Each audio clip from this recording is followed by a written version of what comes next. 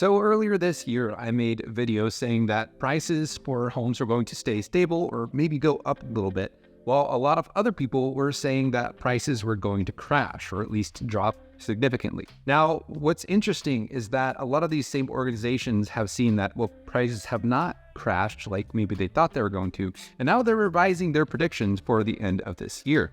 Also, I can't really say I told you so because I also made a prediction based on what a lot of other experts were saying, and I was wrong as well. So I'm kind of admitting that, yes, I was wrong, and the other experts who made the predictions that I followed, they were wrong. And so maybe we were all just kind of wrong. Now, I'm a firm believer in accountability. It's one of the things I try to model for my own kids, is admitting when we make a mistake. And I think that's important, not just because it's the right thing to do, but it's also kind of hard to trust someone who doesn't admit when they're wrong, because you never know when they're wrong or when they're right. So in this video, I'll be sharing exactly what these companies said, what they're saying now, why this is all happening, and also I'll be sharing some stats on specifically Yamhill County for this area, because nationally what happens is different than what happens on a local level. So I'll share that, and then I'll also share what I specifically was wrong about as well. By the way, if you're new to the channel and want to learn all about what it's like to live in Newberg, go ahead and subscribe to this channel. Every once in a while, we'll do one of these market reports, but a lot of what we talk about is things like events or other things happening in Newberg. My name is Daniel Roberts, and I run a small team called the Joyful Roberts Group. We are all real estate agents and love helping people move here, or if they're already in this area, we help sell homes too. So if that's you, you want to buy or sell a home, reach out to us. We'd be more than happy to help you. You can reach out to the information down there on the bottom of the screen, or go to our website and fill out the form and let us know a little bit about yourself. Okay, so what specifically were these other companies wrong about, and why are they changing their minds now? Well, like I said, initially people thought there's going to be a market crash. There were a lot of scary things like interest rates going up from under 3% to almost 7.5%. That made a lot of people think that prices were going to drop. I mean, honestly, to have the monthly payments stay the same with interest rates going up as much as they did, housing prices would have had to drop like $100,000. So I definitely understand why a lot of people thought that was going to happen. At the same time, there were concerns about what people could afford or not afford, and there's concerns still that people are biting off more than they can chew with mortgage payments. So this graph shows what people were predicting and what they're predicting now. As you can see, that several of these were really off. American Enterprise Institute thought prices were going to go down by up to 20%. Now they're saying that prices are going to be up 6%. That's like a 26% difference. Wells Fargo, Goldman Sachs, all of these organizations were fairly off. Now some were pretty darn close. They thought there was going to be a small drop, and now they're saying either there's going to be no gain or at least a moderate gain. But still, this is pretty significant. Now, again, keep in mind, this is for a national level, and what's happening in Iowa is not the same as what's happening in California or in Oregon. So I'll be covering what's happening directly here as well. But this is important to understand at a national level what's going on. You can see that starting in 2022 in the summer, prices did start going down. But by the beginning of this year, according to these three organizations, that prices really started rebounding. So it's kind of interesting given that everyone thought prices were going to go down even as they started going back up. And now they're recognizing, okay, maybe prices are not going to go back down. But why? Why are prices not falling when interest rates are so high?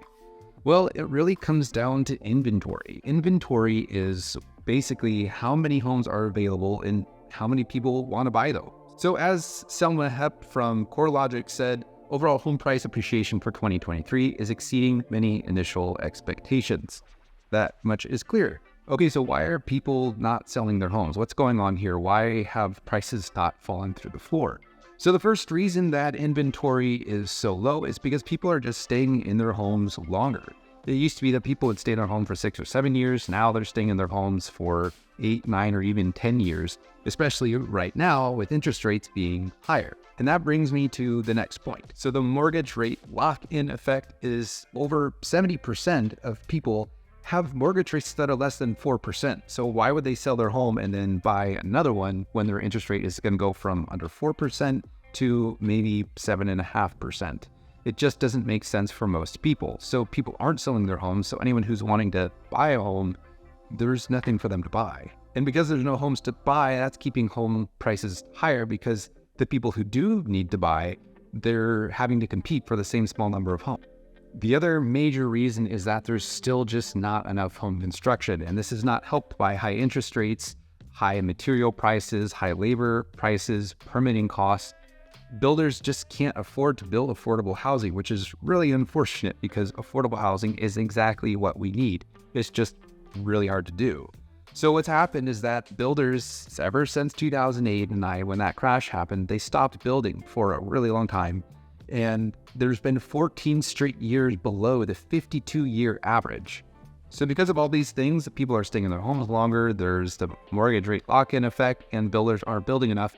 We've got a major decrease in the number of homes sold.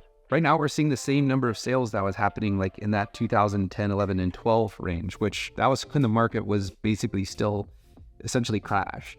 All right, so taking a step back, why is all of this important? Well, there's still over a quarter of Americans that think that prices are going to go down over the next 12 months. And they've been following these other predictions thinking, oh, well, prices are going to go down. Well, now those organizations have all said prices are going up, but Americans, many of them still think that prices are going to go down. So it's really important that people understand what's going on. Now, if you're in Yamhill County specifically, which pretty closely tracks what's happening in like the whole Portland Northwest area, I'm going to share some local information on this real estate report card, which is sent to me by David Kimmer with Churchill Mortgage. And this has information that comes from MBS Highway. So there's just a few things I'm going to highlight here, starting with inventory. So the interesting thing about inventory in Yamhill County is that there's only 2 homes for sale for every 1,000 people. So that means that we're even tighter than many other areas in the rest of the country. The next part I'm going to show you is appreciation. So the purple part here is the historical amount. The blue part is what the forecast is. So the 1-year appreciation projection is about 6.5%. So 6.5% more than right now. On a $500,000 home, 6% is roughly $30,000 increase. So a $500,000 home is going to turn into a $530,000 home. The last thing I'm going to share is the household formations, which comes back to not enough affordable homes or not enough homes in general being built. So for all of Yamhill County, there are about 479 homes being built, and this is on an annual basis. And then out of the 1,300 households being formed, so these are people that are, whether it's a divorce or people are moving out of their parents' homes, there's just over 1,300 new households being formed. And out of those, there's about 890, somewhere in that 900 range of people who are going to want to buy the first homes. So if you've got about 900 people who want to buy homes, but only 480 homes that are actually being built, you've got a problem because there's just not enough homes for everyone.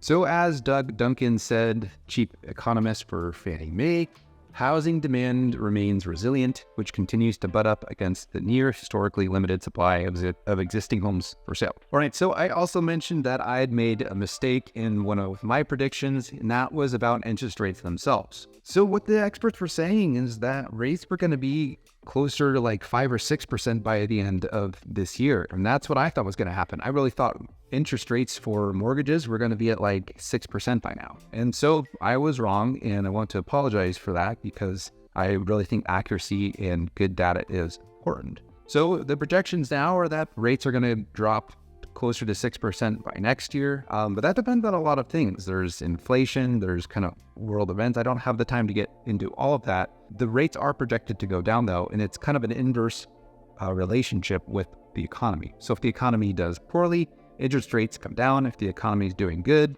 that also means inflation and interest rates are going to go up. So we'll see what happens. I know I was wrong about this year. We'll see what happens next year. And honestly, I'm a little bit concerned because if prices are projected to go up regardless of interest rates being where they're at, it kind of makes me wonder what's going to happen when interest rates do come down. So if you've got questions about this and you're thinking of buying or selling a home, you want to talk about timing, it's a really good conversation to have. I'd be happy to have that conversation with you. It depends on your situation and what you're really looking for, but I'd be happy to help you out. There's a couple other videos here that are showing up that you might want to check out about what's happening either in Newberg or events coming up, depending on what you want to watch. YouTube has a certain video it thinks you want to see. So you can go ahead and check one of those out, and I'll go ahead and see you in the next video.